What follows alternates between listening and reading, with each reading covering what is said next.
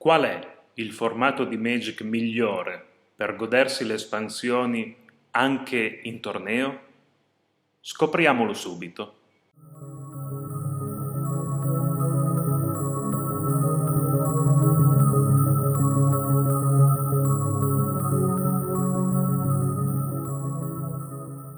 Bentornati sul canale The Sorcerer TCG.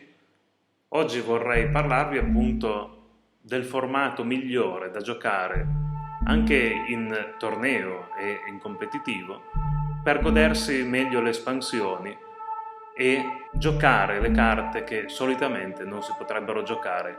Sì, sto parlando ovviamente del Limited. In Standard, Modern, Pioneer, eccetera, generalmente si utilizzano solo le carte forti che hanno senso di vedere gioco in quei formati, altrimenti si gioca for fun. Mentre in torneo o comunque in un ambiente più competitivo, le uniche modalità di gioco in cui si possono giocare veramente, non dico tutte, ma quasi tutte le carte di un'espansione e solo di quell'espansione, è chiaramente il Limited. Il Limited è composto da Draft o Sealed. Io gioco spesso a Sealed perché con la possibilità di aprire 6 buste ed avere quindi un totale di circa 90 carte, è chiaro che la costruzione di un mazzo che si utilizza durante il torneo è più facile rispetto a quella del draft. Ma quello che ci interessa particolarmente oggi è capire perché il Sealed ci dà l'opportunità di scoprire e giocare delle carte che altrimenti non potrebbero essere giocate e non vedrebbero gioco in costruito. Innanzitutto si potrebbero escludere le cosiddette carte vanilla, cioè le creature senza effetti. Quelle carte potrebbero essere utilizzate di contorno, cioè per riempire i buchi che potrebbe avere un mazzo. Ricordiamo che il Sealed è composto, il mazzo Sealed è composto da 40 carte. Generalmente c'è uno slot di 15-16 carte occupato dalle terre. Non è facile, aprendo le buste, trovare delle interazioni tra le carte, a meno che non si riesca ad avere la fortuna di sbustare qualcosa di veramente forte e che ti fa prendere subito la piega del mazzo.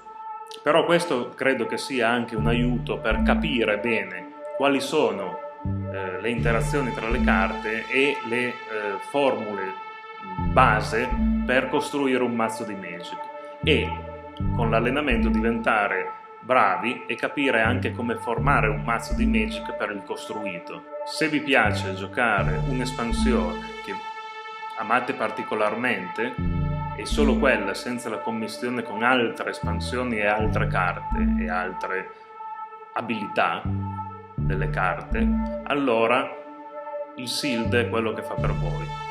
Il Sealed lo potete fare in negozio nel momento del pre-release di un'espansione, oppure anche organizzarlo con amici, comprando e dividendosi un box come facciamo noi generalmente, e prendendo 6 buste da quel box, aprendole e scoprendo le carte, cercando di guardare, avendo anche tempo, non giocando in modo competitivo in quel caso, il tempo di guardare le carte e di considerare il mazzo migliore che può formarsi da quelle carte, per poi costruirne uno e sfidarsi, magari mettendo anche qualcosa in premio, tipo un paio di buste per chi vince.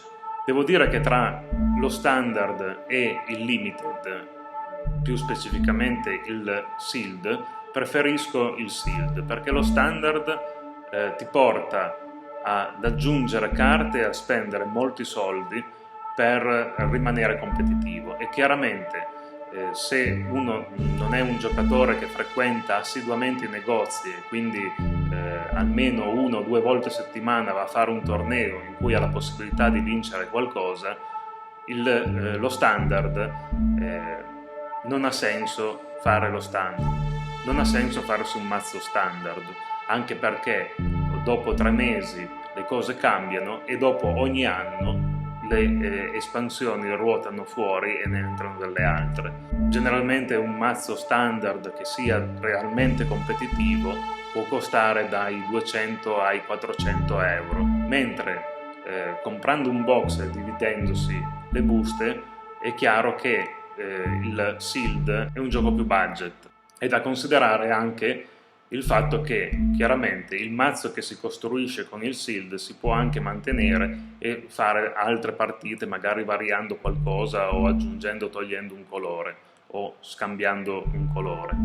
Però generalmente nel sealed il mazzo che viene costruito viene utilizzato per quel torneo e poi basta. Però la differenza fondamentale tra lo standard e il sealed è che nello standard entrano solo le carte forti, le carte che dicono qualcosa, le carte che sono costose chiaramente, mentre invece nel sealed ci sono carte che sono quelle carte che uno guarda, che legge e dice ah che bella, questa potrebbe andare in interazione con quest'altra o costruirci attorno per fare qualcosa, però poi nello standard sarebbe un tier molto basso e perciò non sarebbe competitivo o comunque sarebbe semi competitivo e si rischia che andando nei tornei con dei mazzi del genere non si esca che perdenti. Noi generalmente una volta ogni 3 mesi prendiamo un pre-release e un box da dividere tra di noi per giocare sealed. Questo ci fa veramente apprezzare l'espansione in blocco,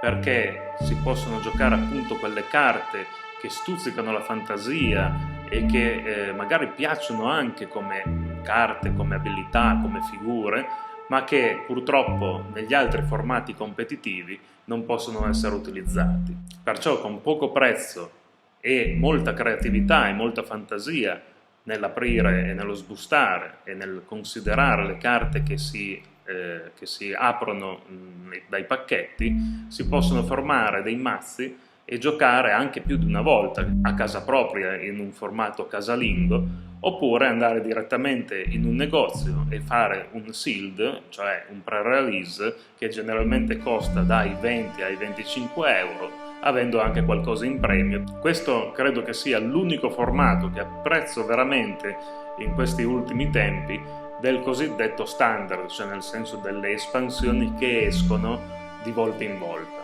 Mentre invece purtroppo lo standard, non potendo giocarlo in modo continuativo, l'ho lasciato da parte ormai da un paio d'anni.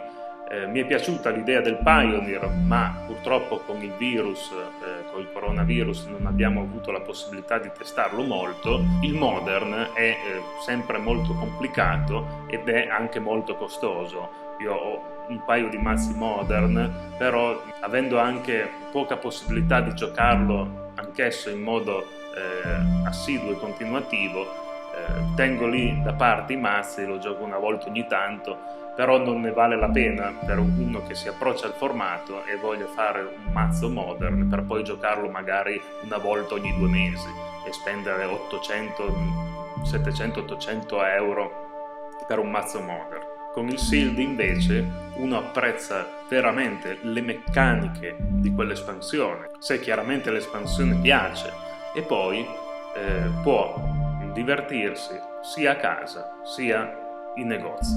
Questo video mi è venuto in mente perché è passata una settimana quando voi vedrete probabilmente questo video e quindi devo dire che la settimana scorsa con gli spoiler di Zendikar, ma soprattutto con l'annuncio delle nuove espansioni per il 2021, mi è venuto in mente di parlare del sealed, di proporre questo formato, perché a gennaio uscirà un'espansione che mi ha creato un hype non indifferente, Kaldheim. Kaldheim dovrebbe essere un'espansione, anzi è un'espansione incentrata sui vichinghi. Pensavo di comprarmi un box e di aprirmelo così e magari fare anche un video a riguardo, e poi naturalmente tenere anche un box da utilizzare con i miei amici per aprire e fare dei sealed, per godersi veramente l'espansione. Per questo mi è venuto in mente questo video.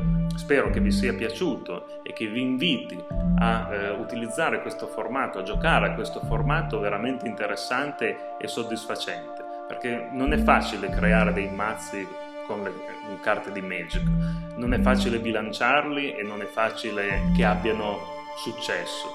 Nel Sealed generalmente anche con poco si riesce a divertirsi e a vincere su altri mazzi, anche senza avere quelle mitiche o quelle rare dai 10 ai 20 euro che costano tanto in 4 pair. Anzi, generalmente nel Sealed ovviamente si ha l'1 e il 2 pair di certe carte che potrebbero essere anche forti, ma che in generale devono combinarsi e avere un senso nel mazzo che vogliamo costruire. Anche per oggi è tutto, vi lascio qualche link nei commenti sotto al video e ci vediamo nel prossimo video.